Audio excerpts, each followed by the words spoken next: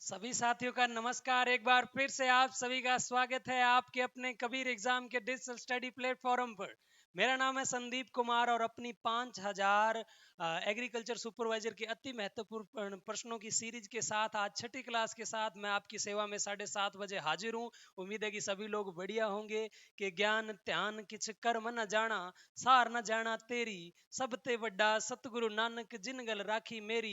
परम पिता परमेश्वर को साक्षी मानते हुए आज की क्लास को शुरू करते हैं। मैं उम्मीद करूंगा कि आप सभी लोग अच्छे होंगे और अपनी तैयारी है उसको बहुत ही बढ़िया तरीके से आप कर रहे होंगे। आज के जो क्वेश्चन है बहुत ही बेहद जरूरी कंटेंट आपकी परीक्षा की दृष्टि से इसमें डाला गया है। यदि आप हमारे चैनल पर नए हो तो चैनल को जरूर सब्सक्राइब कर दीजिए। यदि आप हमारे चैनल से पहले जुड़े हो तो चैनल को शेयर कर दीजिए। बहुत बहुत धन्यवाद। चलिए आज की क्लास को शुरू करते हैं। आपने पीछे जो 5 क्लासेस हो चुकी है उनमें 80 क्वेश्चन कर लिए हैं अपने। आज अपने 1 नंबर क्वेश्चन है कि आईसीएमआर की अगर अपने बात करें, इंडियन काउंसिल मेडिकल रिसर्च, जिसकी फुल फॉर्म है और ये कहां पर है, नई दिल्ली में, उसके अनुसार प्रति व्यक्ति को प्रतिदिन कितने दूध की आवश्यकता होती है। ऑप्शन ए यहाँ पे 240, ऑप्शन बी 475, ऑप्शन सी 120 ग्राम, ऑप्शन डी 285 ग्राम। तो यदि अपने बात करें दूध की बात करें तो कितनी आवश्यकता होती है। सबसे पहले ऑप्शन डी की अपने बात कर लेते हैं। सबसे पहले ऑप्शन डी की यहां पर चर्चा कर लेते हैं कि 285 ग्राम। किस चीज की 285 ग्राम जरूरत होती है अपने को? तो सर सब्जियों की यदि बात करें तो सब्जियों की प्रतिदिन अपने को कितनी जरूरत होती है? प्रत्येक व्यक्ति को आईसीएमआर के अनुसार 285 ग्राम की जरूरत होती है सब्जी की यदि अपने बात करें तो। यदि 120 की बात करें, 120 ग्राम प्रतिदिन हमें फलों की आवश्यकता होती है। फलों की जरूरत कितनी होती है सर? 120 ग्राम फलों की आवश्यकता होती है प्रति व्यक्ति प्रतिदिन आईसीएमआर के अनुसार, Indian council medical research new Delhi के अनुसार। चलिए उसके बाद 475 ग्राम प्रतिदिन अपने को अनाज की जरूरत पड़ती है। किसकी जरूरत पड़ती है सर? अनाज की जरूरत पड़ती है। और 240 ग्राम यदि अपने बात करें कितनी, 240 ग्राम तो दूध की आवश्यकता पड़ती है। इसके साथ साथ कुछ अन्य फैक्ट भी अपने रहते हैं। यदि अपने दाल की बात करें तो डेली अपने को प्रति व्यक्ति 80 ग्राम दाल है वो आईसीएमआर के अनुसार खानी चाहिए। और चीनी की बात करें तो 40 ग्राम चीनी प्रति व्यक्ति को प्रतिदिन क्या है, अपने भोजन का अंग बनाना चाहिए। बहरहाल आपका जो क्वेश्चन है उसका जवाब होगा ए नंबर बिल्कुल सही। 240 ग्राम दूध आईसीएमआर के अनुसार प्रतिदिन प्रति व्यक्ति को आवश्यकता होती है या उसे सेवन करना चाहिए। दूसरा यहाँ पे वेरी वेरी इंपॉर्टेंट क्वेश्चन है, सैकेरम स्पोंटेनियम किस खरपतवार का वानस्पतिक नाम है? एक चीज यहां से स्पष्ट हो जाती है कि नीचे जितने भी दिए गए हैं वो आपके खरपतवार हैं। गेहूंसा की बात करते हैं, गेहूंसा का जो वानस्पतिक नाम होता है वो होता है फेलेरिस माइनर होता है। क्या होता है गेहूंसा का? अपने जो वानस्पतिक नाम होता है फेलेरिस माइनर होता है। मोथा की बात करें तो मोथा का जो बोटनिकल नेम होता है साइप्रस रोंटेडस होता है, साइप्रस रोंटेडस होता है। और प्याजी की बात करें तो इसको एसफोडियम टन्नुफोलियम बोला जाता है। एसफोडियम टन्नुफोलियम, एसफोडियम टन्नुफोलियम बोला जाता है। एसफोडियम टन्नुफोलियम बोला जाता है और कांस को सैकेरम स्पोंटेनियम बोला जाता है। वेरी वेरी इंपॉर्टेंट क्वेश्चन रहते हैं। जितने भी साथी इस वक्त जुड़े हैं प्लीज क्लास को शेयर कर दीजिएगा, लाइक कर दीजिएगा। यदि आप इन सभी क्वेश्चनों की पीडीएफ प्राप्त करना चाहते हैं तो वीडियो के डिस्क्रिप्शन में लिंक से हमारी एप्लीकेशन को डाउनलोड कीजिए। पूरे के पूरे क्वेश्चनों की आपको वहां से पीडीएफ मिल जाएगी और हमारी एप्लीकेशन पे जो डेली आपको क्वेश्चन करवाए जाते हैं आप उनका टेस्ट भी बिल्कुल फ्री में दे सकते हैं और अपनी तैयारी को परख सकते हैं। चलिए आगे वाले क्वेश्चन पर बढ़ते हैं। आगे वाला क्वेश्चन है कि ओस धान की कटाई का समय है। 3 प्रकार की जो धान है उनकी बुआई की जाती है ऋतु के आधार पर। जब जब उनको बोते हैं तो उनके आधार पर अलग अलग नाम भी दिया जाता है। फिलहाल यहाँ पे जल्दी जल्दी अपने क्वेश्चनों को कवर कर रहे हैं तो मैं एक्सप्लेनेशन यहाँ पे ज्यादा इसकी नहीं करूंगा। ओस धान की क्वेश्चन नंबर 83 की बात करें तो ओस धान की कटाई का समय यहाँ पर इन्होंने पूछा है। तो ओस धान की कटाई के समय की बात करें सितंबर से लेकर अक्टूबर जो होता है वो बिल्कुल सही समय रहता है। Very very important question. आगे बढ़ते हैं। मक्के की चारे हेतु बीज दर। अब मक्के की बीज दर में से क्वेश्चन हर एक एग्जाम में पूछा जाता है, चाहे आप एग्रीकल्चर सुपरवाइजर 2012, 15, 18, 19, 21, 23 और आगे वाली जो भी होंगे उनमें भी देख लीजिएगा। वेरी वेरी इंपॉर्टेंट रहता है। एक तो मक्का का क्लासिफिकेशन, मक्का का जो क्लासिफिकेशन है वर्गीकरण 1959 में क्रिप्स ने दिया था। 1959 में आपको याद रखना काजरी की स्थापना भी हुई थी। दो चीजें ये हो गई। चलो ये तो थोड़ा सा अपने आउट ऑफ क्वेश्चन की बात थी, क्वेश्चन पे लौटते हैं। मक्का की चारे हेतु बीज दर की यदि बात करें तो चलिए पहला ऑप्शन यहां पर है मक्का की 18 से 20, तो संकुल मक्का में रखी जाती है। संकुल में कितनी रखते हैं सर? सर संकुल में जो रखते हैं हम 18 से 20 रखते हैं। संकुल में कितनी रखी जाती है सर? 18 से 20 रखी जाती है आपके संकुल में। यदि संकर की बात करें तो संकर में रखी जाती है 20 से 25। कितनी रखी जाती है? 20 से 25 रखी जाती है आपके संकर मक्का में।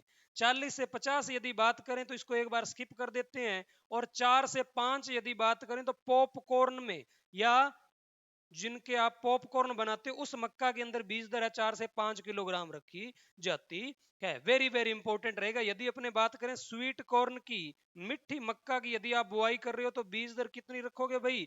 2 से लेकर कितनी? 3 किलोग्राम बीज दर प्रति हेक्टेयर रखी जाती है। कितनी रखी जाती है? 2 से लेकर 3। और मक्का की चारे हेतु जो बीज दर है ऑप्शन सी यहाँ पे बिल्कुल सही रहेगा, 40 से लेकर 50 किलोग्राम प्रति हेक्टेयर।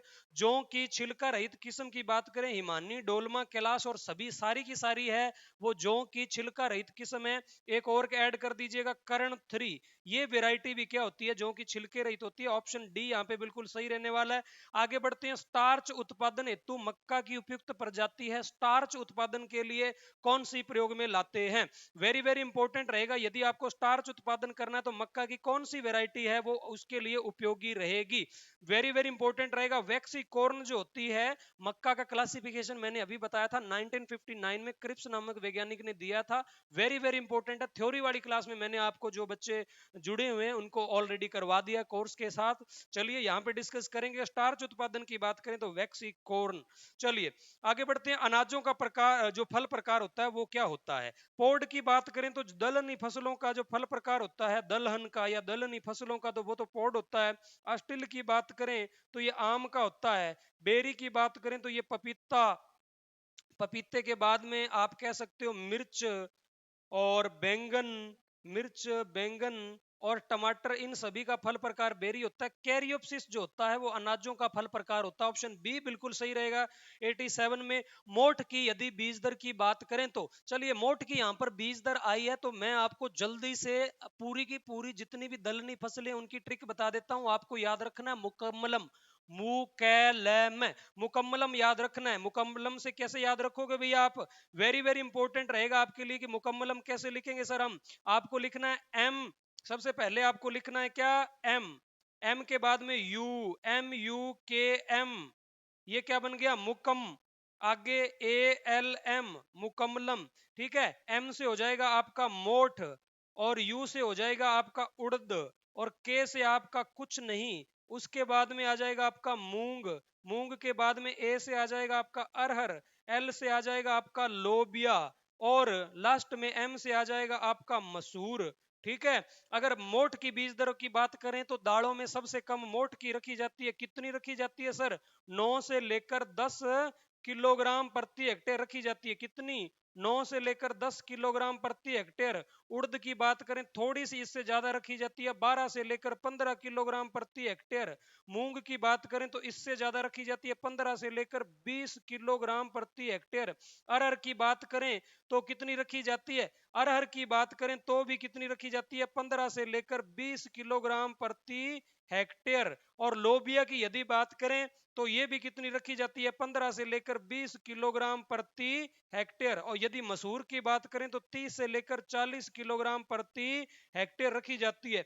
मूंग का एक थोड़ा सा ध्यान रख लीजिएगा, कई किताबों में आपको क्या है 15 से 20 और कई किताबों में आपको 12 से 15 देखने के लिए भी मिल सकती है। 12 से 15 किलोग्राम भी देखने के लिए मिल सकती है कई किताबों में। लेकिन हमें कौन सी सही माननी है? हमें जो 12वीं की बुक आपकी रिकमेंड करती है उसको सही मानना है। और 12वीं की बुक आपकी रेफर करती है 12 से लेकर 15 किलोग्राम प्रति हेक्टेयर। तो आपको क्या है 12 से लेकर 15 को ही सही मानना है, 15 से लेकर 20 को सही मानना है। यहाँ पे मैंने बताया क्योंकि कई किताबों में ये भी लिखा हुआ है, कुछ बच्चों ने ये पढ़ रखा होगा, लेकिन जो आपकी 12वीं की बुक रिकमेंड करती है वही सही माना जाएगा। टिक में आपको बता दी MUKMALM, मुकम्मलम, M फॉर मोठ, यू से उड़द, M से मूंग, A से अरहर, लोबिया और मसूर। चलिए तो यहाँ पे पूछा गया है मोठ की बीज दर कितनी रखते हैं, तो 9 से लेकर 10 किलोग्राम प्रति हेक्टेयर, ऑप्शन डी बिल्कुल सही रहेगा। आगे बढ़ते हैं, निम्न में से सर्वाधिक अंकुरण प्रतिशत की बात करें तो मक्का के अंकुरण प्रतिशत की बात करें तो 90% होता है, गेहूं की बात करें तो 80 से 85% होता है, सोयाबीन की बात करें तो 70% होता है, और कपास की बात करें तो 65% होता है। तो सबसे कम जो अगर पूछा जाए आपसे तो आप कहेंगे कि सर कपास का सबसे कम होता है, और सबसे ज्यादा पूछा जाए तो किसका हो जाएगा, मक्का का, ऑप्शन ए बिल्कुल सही रहेगा। आगे बढ़ते हैं, जल द्वारा मृदा क्षरण की सबसे हानिकारक अवस्था परत क्षरण होती है, परत क्षरण होती है जल द्वारा यदि मृदा का क्षरण होता है, क्योंकि इसमें ऊपर वाली परत में जितने भी पोषक तत्व हैं वो बहकर चले जाते हैं, जिसको क्या है, रेंगती हुई किसान की मृत्यु भी इसे बोला जाता है, ऑप्शन बी बिल्कुल सही रहेगा। आगे बढ़ते हैं, तिल का उद्गम स्थल, चलिए तिल की यदि उद्गम स्थल की बात करें, एक मैंने पहले भी बच्चों को ट्रिक बताई हुई है, बहुत फेमस वो ट्रिक है, JBLTT, याद रखिएगा JBLTT। और आपको आगे याद रखना है, अभी सफेद मूसली बाकी है, अभी सफेद मूसली बाकी है। जब आप ये ट्रिक याद रखेंगे तो जे से आपकी हो जाएगी बेटा ज्वार, और बी से हो जाएगा आपका बाजरा, एल से आपका हो जाएगा लोबिया, एल से लोबिया, और टी से हो जाएगा आपका तिल, और टी से हो जाएगा तारा मीरा, तारा मीरा, ऐसे हो जाएगा आपका अरहर, और बी से हो जाएगी आपकी भिंडी, बी से हो जाएगी भिंडी, और सफेद मूसली तो खुद ही है। इन सभी की उत्पत्ति है वो अफ्रीका से मानी जाती है। JBLTT, ज्वार, बाजरा, लोबिया, तिल, तारा मीरा, अरहर, भिंडी और सफेद मूसली, इन सभी की उत्पत्ति कहां से मानी जाती है सर, अफ्रीका से मानी जाती है। ऑप्शन नंबर 91 तिल का उद्गम स्थल। चलिए सर अफ्रीका से माना जाता है तो गुरुजी बहुत बढ़िया थे, ट्रिक बता दी। जितने व्यक्ति स्टूडेंट इस वक्त लाइव देख रहे हैं, प्लीज यदि सेशन अच्छा लग रहा है तो आप हमारे चैनल को जरूर सब्सक्राइब कर दीजिए, शेयर कर दीजिए, ताकि हम और मोटिवेट होकर आपके लिए अच्छी क्लासेस हैं वो उपलब्ध करवा सकें। आप जब अपने चैनल को शेयर करते हो, हमारे चैनल को लाइक करते हो, तो हम थोड़ा सा उत्साहित होते हैं उससे, और एक अच्छा कंटेंट प्रोवाइड करने की कोशिश करेंगे। उम्मीद है कि सभी लोगों को ऑडियो और वीडियो बहुत अच्छे तरीके से नजर आ रही होगी। नए स्टूडेंट यदि आप जुड़े हैं तो मैं आपको फिर से एक अनाउंसमेंट दे देता हूं, लिंक आपको हमारी एप्लीकेशन का डिस्क्रिप्शन में मिल जाएगा।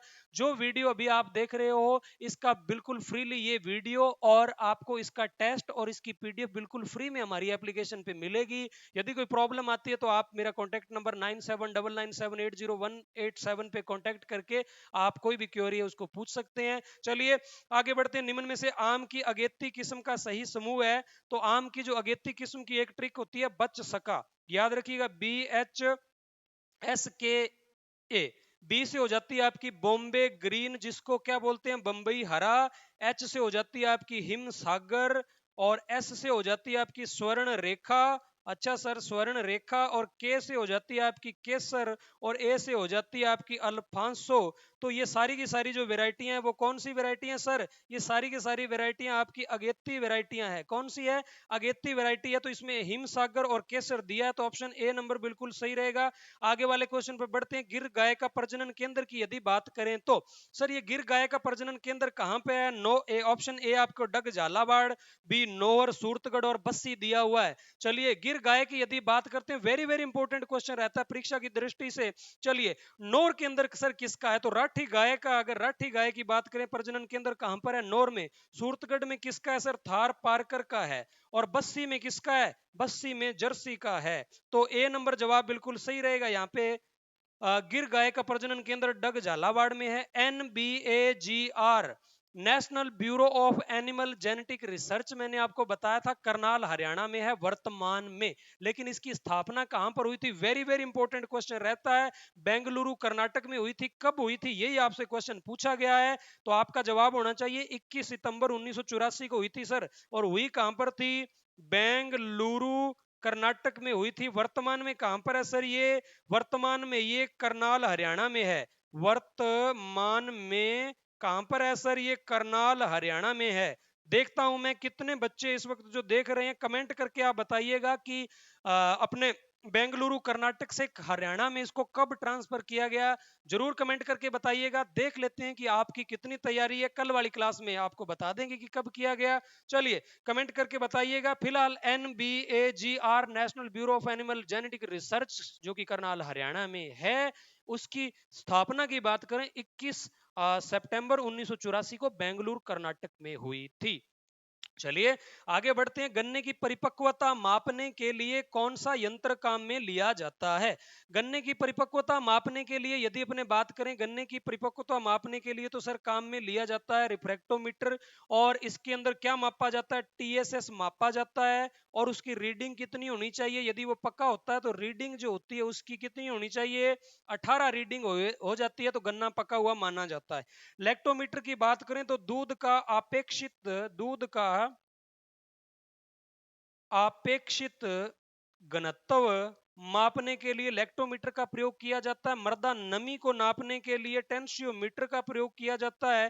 पोरोमीटर को रंध्र व्यवहार ज्ञात करने के लिए रंध्र व्यवहार ज्ञात करने के लिए प्रयोग में लाया जाता है। करने के लिए प्रयोग में लाया जाता है। आगे वाला क्वेश्चन बढ़ते हैं। चलिए पीछे वाले का उत्तर तो मैं बता देता हूं आपको। रिफ्रैक्टोमीटर ऑप्शन ए बिल्कुल सही रहेगा।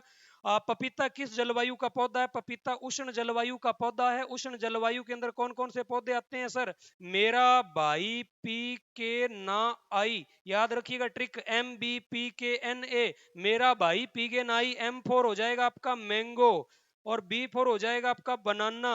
B4 क्या हो जाएगा आपका सर? बनाना हो जाएगा। P4 आपका पपीता हो जाएगा। P से क्या हो जाएगा आपका? P से आपका हो जाएगा पपीता। और N से हो जाएगा आपका नारियल। N से हो जाएगा आपका नारियल। और A से हो जाएगा बेटा आपका क्या?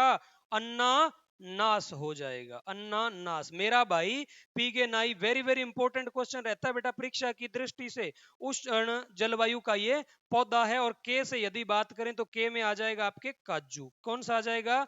काजू। केला नहीं आएगा के से। मेरा भाई पी के ना आई, MBPKNA, M फॉर मेरा, B फॉर भाई, P फॉर पी के ना आई। It is the simple. चलिए आगे बढ़ते हैं। पशुओं की जीवाणु जनित रोग निम्न में से कौन से हैं? चलिए पशु के जीवाणु जनित रोगों की यदि बात करें तो इसकी भी एक जबरदस्त ट्रिक है। जैसा कि आपको पता है कि कबीर एग्जाम का जो स्टाफ है वो गजब का स्टाफ है और ट्रिक भी आपकी है गजब का स्टाफ। सर गजब का स्टाफ जी, आपको लिखना है GJB, गजब हो गया। और उसके बाद में लिखना है के और उसके बाद में STTAF।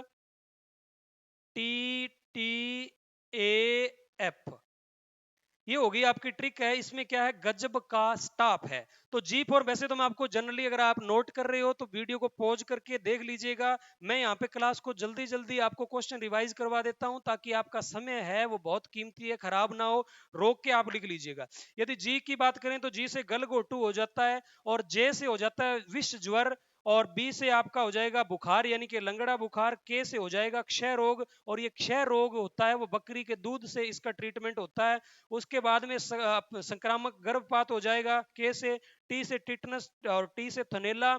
और ए से एंट्रोटॉक्सीमिया। एफ से हो जाएगा बेटा आपका फिड़किया। फिलहाल यहाँ पे जीवाणु जनित रोग की बात करें, लंगड़ा, क्षय बुखार और विष ज्वर, ये सारे के सारे क्या हैं? जीवाणु जनित रोग हैं। ऊंट की श्वसन दर की बात करें, ऑप्शन डी यहाँ पर लिखा 8 से 12, वैसे तो बहुत कम होती है। यहाँ पे ऑप्शन डी है वो बिल्कुल यहाँ पे गलत दिया हुआ है। ऑप्शन डी की बात करें 5 से 7 होती है। ऑप्शन डी यहां पर नोट कर लीजिएगा, 5 से 7 है प्रति मिनट ऊंट की जो श्वसन दर होती है। निम्न में से किस वर्ष को अंतरराष्ट्रीय चावल का दर्जा दिया गया? 2004 की बात करें तो इसको चार में चय आ रहा है तो चावल में भी चय आ रहा है। 2004 को अंतरराष्ट्रीय चावल वर्ष किया गया था। 2005 की बात करें तो नीम वर्ष घोषित किया था। 2006 की बात करें तो मरुस्थल वर्ष घोषित किया था। और 2007 की बात करें तो जल वर्ष घोषित किया था। 2008 की यदि अपने बात करें तो इसको अंतरराष्ट्रीय अपने आलू वर्ष घोषित किया गया है।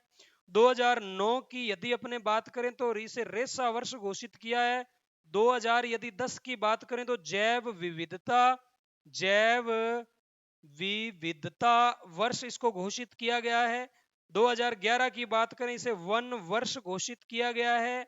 उसके बाद 2012 की बात करें, वेरी वेरी इंपॉर्टेंट है, आपको करवाया भी हुआ है, बागवानी वर्ष घोषित किया गया है।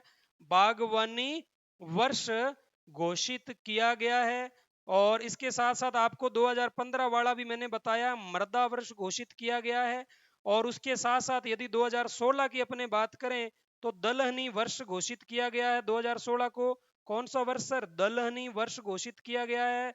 Okay sir. और 2017 की बात करें तो इसे पर्यटन विकास वर्ष घोषित किया गया है। पर्यटन विकास वर्ष घोषित किया गया है। 2000 अगर 19 की बात करें तो स्वदेशी भाषा वर्ष घोषित किया गया है। स्वदेशी भाषा वर्ष घोषित किया गया है। 2020 की बात करें तो पादप स्वास्थ्य वर्ष घोषित किया गया है। पादप स्वास्थ्य वर्ष घोषित किया गया है।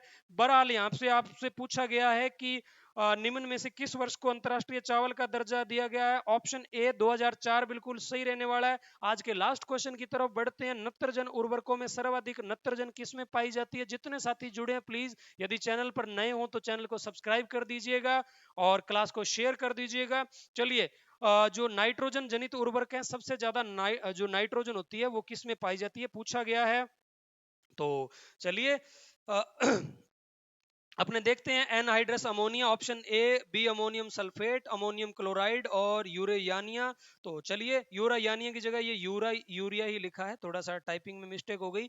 चलिए, यदि अपने बात करें क्वेश्चन नंबर 100 की, तो एनहाइड्रस अमोनिया में 82% नाइट्रोजन पाई जाती है और अमोनियम सल्फेट में कितनी? 20% तो नाइट्रोजन पाई जाती है और 24% इसमें क्या पाई जाती है? सल्फर पाई जाती है। और अमोनियम क्लोराइड की बात करें तो 26% इसके अंदर क्या पाई जाती है? नाइट्रोजन पाई जाती है। यूरिया यू वेल नोन 46% इसमें नाइट्रोजन पाई जाती है। उम्मीद है कि सभी लोगों को जो सेशन है बहुत ही पसंद आया होगा और आप सभी लोगों ने अपनी जो पढ़ाई है उसको अच्छे तरीके से किया होगा। डेली शाम को 7:30 बजे हमारे साथ जुड़िएगा और अपनी तैयारी को मजबूत बनाइएगा। जितने साथी जुड़े हैं इस वक्त, क्लास खत्म होते ही हमारी एप्लीकेशन पे टेस्ट देना ना भूलिएगा। मिलते हैं कल शाम को इसी वक्त और नए उत्साह एनर्जी के साथ।